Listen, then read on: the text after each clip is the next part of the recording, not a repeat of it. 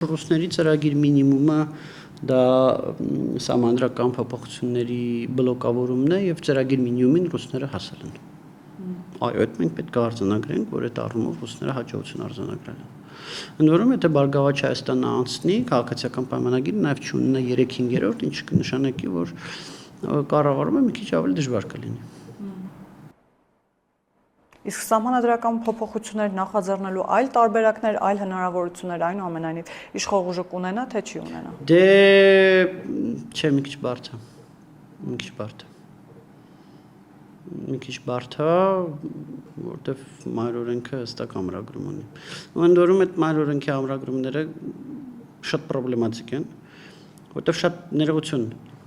2/3 պետք է հանրակրվե նշանակելու համար։